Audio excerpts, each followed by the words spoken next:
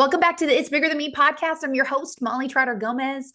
I am very excited to introduce to you a new friend of mine. She is incredible. And when you hear the passion that comes through her voice when she talks about this movement, this business that she's created to really work with people that have ADHD, work with their strengths. I remember hearing your story, Jamie, of just why you started this movement in the beginning to really have professionals come around people, individuals, children that have ADHD. You're doing something that's so different that I believe is so needed because so many people will be like, oh, I have ADHD and I guess that's what it is, right? And they just kind of leave it at that. But anyways, Mhm. as I met her, I was like, you have to come on the podcast. You have to share what you're doing. I think it's so valuable. So welcome to the show, Jamie. And please share a little bit more about yourself so people can get some context to who you are and what we're talking about here today. Well, thank you very much for having me. It is an honor to be here, and I just love your heart, Molly. So I want to say that first. Yes, I am Jamie Copeland. I am a mom of five. I am a recently retired Marine Corps spouse. My husband retired this last year, but we've been in the thick of it for 20 years there. And I'm a mom of a child with ADHD. And he was my passion and reason for starting this company because I just had a point in time with him where he just it was like a stuck moment. Let me just put it that way. Where we were just going through a cycle of he was getting in trouble or something was always coming up. And I was not getting the support. And I realized I haven't been getting support all along, as his mom. And for him, there was not a lot of support either, only in many different ways, right? Like we were military, we moved a lot, so there was no consistency with him. But also, I just really felt there was a huge gap in the care for ADHD. And one of the biggest things was we didn't know what ADHD was, and it's not really being explained fully, like how the brain is wired, how you really work with it. And that is something that I was just like, okay, if it's not out there, I'm going to create it. And I deep dived. I'm fortunate enough to have a background in psychology. It's what I went to school for.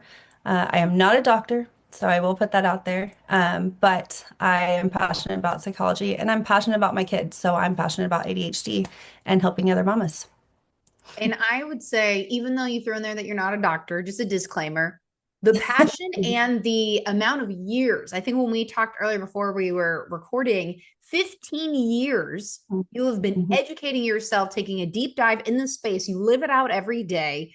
And obviously, your son was the reason why you really got into this. And so let's talk about that a little bit. Like, first of all, people are probably going to be like, well, what's wrong with the system now? Like, why can't people just go to a doctor or go to somebody and, get support? Like, let's start with what is somewhat readily available to most people and why, obviously, you chose to do something different. Yeah, so for me, the pain point was there was not a communication system when it came to between the therapist and me. I was the good mom. I took him to all his therapy sessions, his psychology sessions. I put him on his medicine. I did what the doctor would recommend, right? But the medicines were often an issue because we were running into he wasn't eating, he wasn't sleeping, or we would find one where he would come off of it and explode, or um, just it's hard to find that adjustment anyways with medicine. And I'm not a believer in medicine. I just believe that you need to have a well-rounded system. And I wasn't finding that. I was not getting support myself as a parent. Like, how do I help him at home? Which is a huge thing. Great. I take you to therapy and they work with you once a week. Some other people it's every other week, just depending. But how do I work with him at home? And then the teachers are looking at me too, like, well, how are we supporting him? How are we doing this thing? They're wanting answers from me, and I'm like, well, you also are supposed to be professionals. Like, we're supposed to know how to do all of this by ourselves. I mean, as a parent, you get to a point where it's like, I'm at my wit's end. And I remember, Molly, getting that phone call again. It was probably like the 30th phone call, it felt like, of the year from the vice principal of, well, what did he do this time? What are you getting him in trouble for this time? What happened now? And it was over passing a note in the hallway. Wow. Yeah. And I realized that they had their strict rules or whatever. Um, but I just thought, it wasn't a thought, actually. It was not my proudest moment. I did. I blew up on that vice principal. I Let's be honest, it's warranted. be honest. Yeah, I did. I was just kind of like, are you serious? Like, you're getting him in trouble consistently for these little minute things, and you don't expect his behavior to get worse when you're continually telling him he's a bad kid. And I do know that our principals and our teachers are wonderful, so I'm not knocking them. It was just a moment for me of clarity of, okay, something needs to change. Something really needs to be done here, and we do not have the system. So I basically built what I wish I would have had all along. As a true entrepreneur would, right? It's like you don't see something, you need something, let me go build it. And you obviously had a like a big driving force behind it. I mean, like you said, teachers are coming to you. What do we do here? What's happening? What are we doing? You're like, what am I doing? And the doctor's like, yeah, here you go. He's all good. And so Yeah. there was such a lack there. And so there was gaps that you're wanting to fill. And Yeah. so, that wits end moment where you had that moment where you went off. I mean, again, who doesn't have those moments? It's like, we're just like, enough is enough. And it takes those big moments sometimes, unfortunately, maybe a little blow up or a big blow up happens. And then you're Hmm. like, we're going to do something different. We get to do something different. A lot of people are waiting for somebody else to figure it out, but you took the reins. So what was that moment like for you when you decided, hey, I'm going to, build this thing so we can do this differently to work with the strengths with children or people who have ADHD rather than the system, which sounds like I don't want to put words in your mouth, but it sounds like it kind of failed you as a parent because you weren't equipped. Right. Yeah. Was not equipped. At that moment, I am a huge believer in God. I love my Father in heaven, and I love my friend in Jesus. Um, and I remember I was in the kitchen, and it was right after I got off the phone, and I just kind of like slammed the phone down and was just like, Lord, you're gonna have to help me here. I'm at my wit's end. I am losing it with this situation with the kid, with it all. Just a moment of like all of it, like, and he just like he does with his gentle ways was like just that instant peace, right? Flowing over me. And it was like a moment of download, if that makes sense. Like it's been there in you all along. You know how his brain works, you know how ADHD brains work because you've studied it all this time, all these 15 years. You've really gone in and studied it.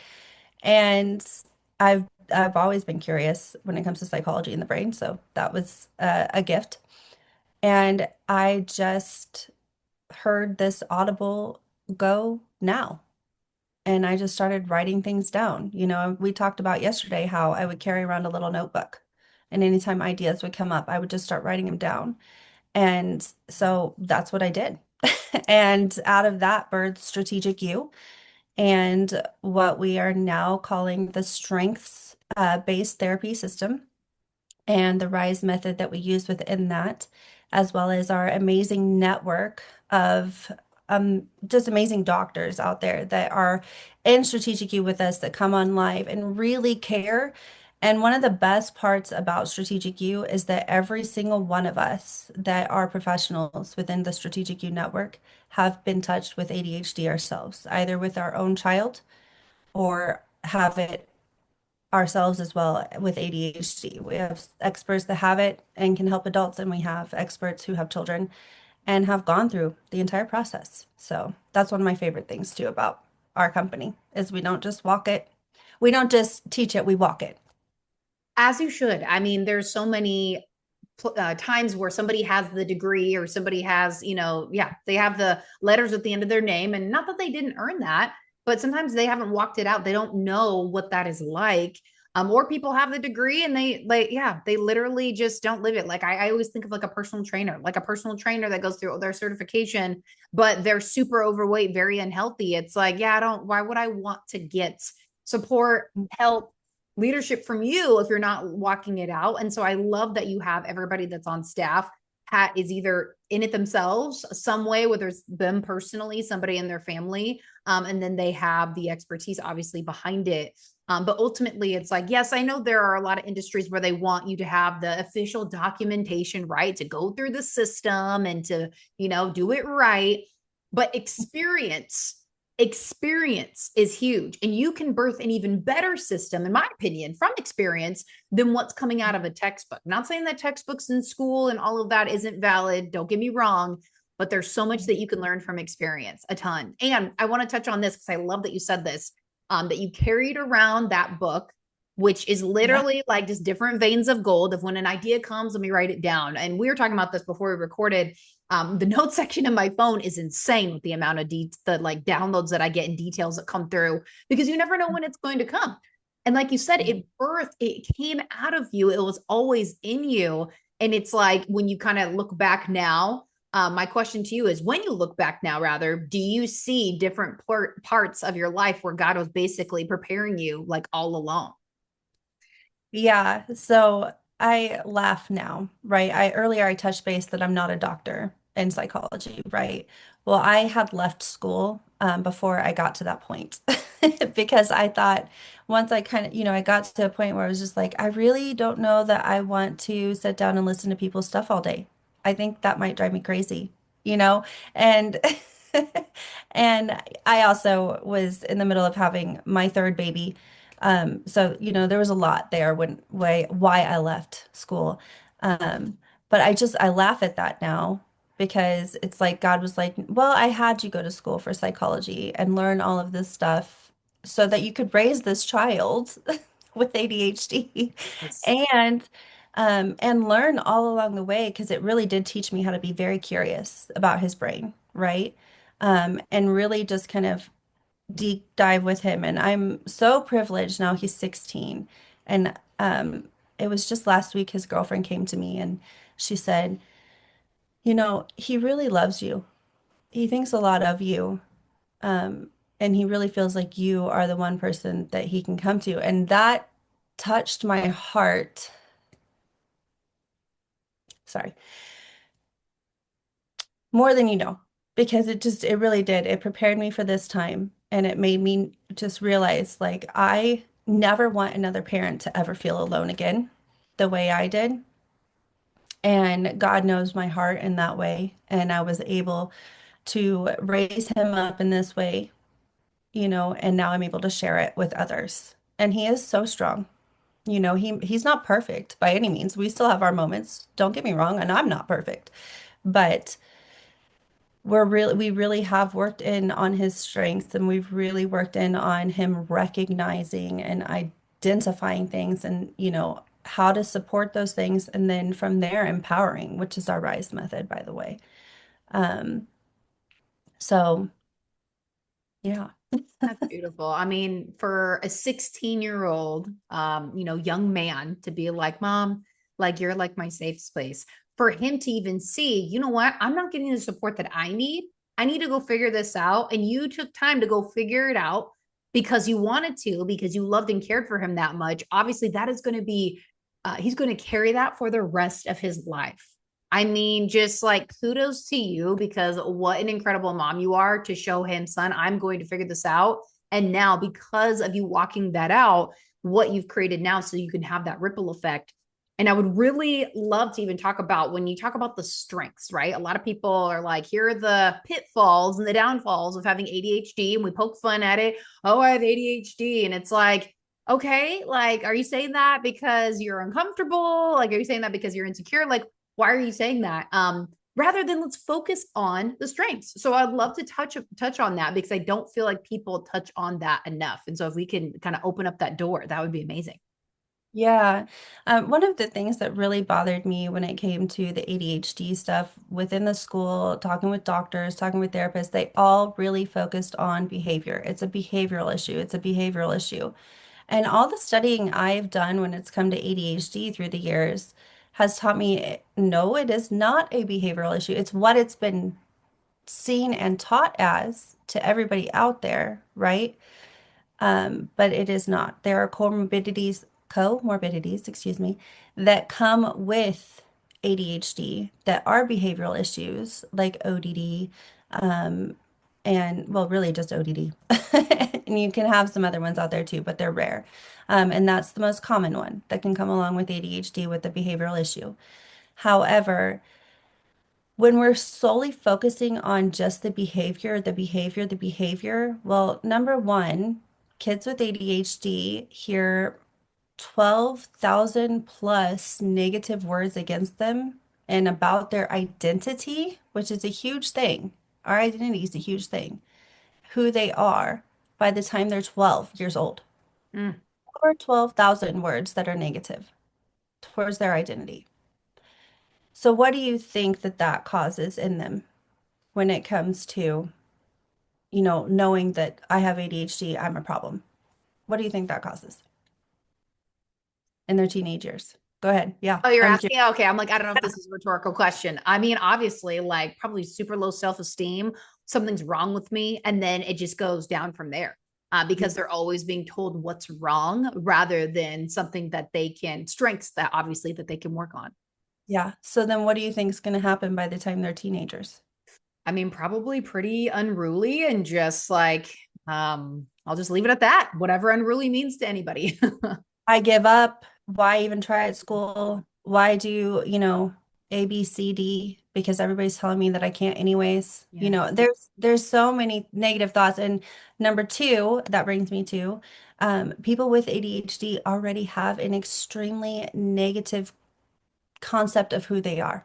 Mm, So they hear 10 positive words in a sentence, but if there's one negative in there, they're going to focus in on that negative. mm. It's just innate in them. So it's really important to start looking at the strengths. Now, am I saying that that's an excuse for behavior? No, because they can still have behavior issues and it still does need to be corrected. But when it comes to their ADHD in general, when we focus on the strengths, and by the way, those strengths are hyperactivity, creativity, resilience, and adaptability. Those are the four ADHD strengths that we teach about and how the wiring works with those. Um, when it comes to those strengths and teaching those and really bringing those into their identity, they end up coming out of it stronger, understanding who they are a lot better and being able to focus in because that mixed with the RISE method really helps them to hone in and understand, okay, this is what's happening right now. I'm going to speak it out loud and know that this is what's happening. And then I'm going to support myself, or they're learning to, right? They're learning to support that. They're learning to support themselves and being able to empower themselves from there to move forward. And when we teach parents, we teach them how to do this so that they in turn are able to do this for themselves as they grow. So, I mean, it's hugely important. Did that answer your whole question? Oh, of course. No, I mean, there's so many different, I'm like, I'm sitting here like, this is so good. Like, what part do I want to touch on? I love, obviously, you needed this back then. How do I deal with this? What do I do as a parent? So, obviously, you're bringing the parents in clearly. And it's so important because there's so many words that I believe, or even tone or body language that people can misuse. And then, like you said, somebody with ADHD, you could say 10 positive words, but if the 11th one somewhere in there is like not so good, they're like, and that's actually just people in general. We tend to focus on the negative rather than reframing to be like, let's listen to the rest of what they said. Or if you really want to get deep into it, like what was their heart posture? And that's a whole nother conversation. Yes. But for the like really focusing in on how to empower those strengths, which I love that you touched on those four strengths. How have you seen this, the method that you use, the RISE method, focusing in on the strengths? How have you seen that make an impact on parents, families, kids, or, individuals who have ADHD? Well, I think the biggest thing is that parents are really starting to realize, like, wait a minute, I was never really taught how this brain wiring works. So, you know, we were raised, anybody and everyone was raised to know, oh, well, they're ignoring me, right? Or they're um they're disobeying, right? They're just lazy. Like these are things that often come out when it comes to ADHD, right? But those are often actually times when they're in like hyper focus, for instance, right? and they're just completely zoned in. And they're not trying to be lazy or they're not trying to ignore you or anything like that. They're just so zoned in, and you haven't caught them in a good time to be able to pull them out of that. Right? So we teach how to see that starting to happen, number one, and being able to reprioritize where they're going. Okay.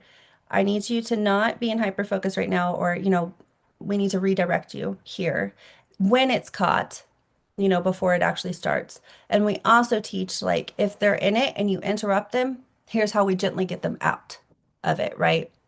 And that's just one example of what we do. But we really do work with the parents on this and as well as adults, but we're talking about children right now. So working with the parents for them to really start understanding and recognizing these things and being able to pull them out or help teachers understand and see these things as well. And we do actually also have a packet that we have to bring parents through so that they can help others see what's going on too, like the teachers and therapists. That's where the full communication comes around when Mm. it comes to this. And we also have the strengths assessment so they can find what their child's strength is, or if they're an adult, they can find their own strength too. I love it. And as I'm listening to you share this, because obviously I heard your heart for the Lord and the download he gave you and how important he is to you. I'm just Mhm. like, I'm also hearing at the same time, like, just like our relationship with him as an individual, you're meeting the individual, your teen is meeting the individual where they are. So many times parents are just hoping that their kids are just normal, right? Like, go do the same things that other kids are doing. We can follow the same systems, make it easy because obviously raising kids can be challenging. But there's certain things that can be the same for kids, but it's always about the individual relationship, right? It's about each individual child that you have, what their needs are, just like our relationship with Jesus. It's individual when he meets us where we are. And it's very similar. And that was what was coming up on my heart as you were sharing the love that you have for each of these families, children, to really meet them where they are, to support them in this journey of what it is that they have to deal with pretty much for the rest of their life. And so I just wanted to highlight that part because I think that is such a beautiful thing. And why wouldn't you want to be around professionals that are going to have that kind of care, in my opinion? And I love that you bring that up too, because that is something that was on my heart from the get-go. Not only for my own child, but in general for all of the other children out there with ADHD, is I really felt God's heart with, I made my children perfectly and wonderfully made. There is nothing wrong with them. They are here for a purpose to fulfill, and they need to be brought into that purpose because each ADHD individual really does work off of their passions and what they love to do. And that actually really brings about an even better way to reach them. Is once you figure out what their passion is, what they love to do, and utilize that in every area of what they do school wise or even in chores and fun, oh my gosh, you have them and they are all about it. So I felt that on God's heart with, I'm tired of this. I want my children to know that they were perfectly and wonderfully made and there is nothing wrong with them. That's so beautiful. Yes, whenever you find the strength or the passion that lights somebody up, it's like, yes, go fan that. And I know people have to go through school and learn certain things. Like when I was going through school, I'm like, science and math. Oh my gosh, this is like painful for me. But you need it at some point. You need to have an understanding and then fan the flame of what that gifting is. And you mentioned one of the strengths is creativity. And in a world where everybody's just trying to like blend in and let's just copy what's working with this other person, that other person, there is so much, I believe, like untapped creativity. And I believe that if we fan that flame for other people, like this world could just be such a more beautiful place because new ideas, new thoughts, new things. It's exciting. It's exciting to see something fresh and new. And so I love that you mentioned that that's one of those strengths. Yes, it is 100%. And something else that just came up too for me, um, is the dads out there. And I really want to speak to them too, because you guys are such an integral part of their lives when it comes to really understanding all of this stuff. And my husband does come in and teach with me often too, when it comes to this. So I just want to talk to you really quick if you're listening, or wives, if you're listening, and you can let your husbands know that my husband is right here also speaking about this stuff. And we've all been through our own struggles. And so, dads, you've got somebody too. Yes, no, that's important because you're right. I'll oftentimes they kind of like push it off on the mom. Mom will do it, but dads, you're the leader, you're the head of the house. Like it's important to be in and invested too. I feel like that would go leaps and bounds for kids to see both parents unite and to just to come on their behalf and support them in their journey. So, Jamie, this has been so good. I'm so glad that we met. I'm so glad that you've been here on the show just to educate people, show them, shine some light on, kind of what the issues have been for so long. And you said, enough is enough. I'm going to do something different. And I'm sure we have people that are listening that either have somebody in their life that has ADHD, people that are struggling with it, kids that are struggling with it. People don't know solutions. And so I'm so glad that you can come on here and provide a beautiful solution. So as we're wrapping up today, is there anything else you would love to leave us with? Yes, actually, I would love for you guys to go take a strength assessment if this spoke to you. And then we also do have a free gift. It is called Affirmations for Kids, that will be included with this video Beautiful. I love it. I mean, podcast. who doesn't love a good affirmation, right? I mean, speak life. Speak life into people. I know people that watch this podcast, or at least my podcast, they know we're all about affirmations. We're all about like, let's spin it for the good because God's going to use everything for the good. So I'm so glad you had that wake up moment and that you get to be this voice and this person that gets to lead this charge, you and all your amazing team of doctors. So thank you so much for coming on the show and sharing this with us today. Thank you so much for taking the time to listen to this episode. It means the world to me that you would lean in, listen in, and be able to hear the value that's being shared on this show. Don't forget, if you love this episode, rate the show, leave me a review, be sure to share it with a friend, and don't forget to tag me on social media. I will definitely be giving you a shout out. Also, come say hi, drop in the DMs. I would love to be able to hear what stood out to you the most on the episode and if there's any topics that you would like to hear on the show. We'll see you next time.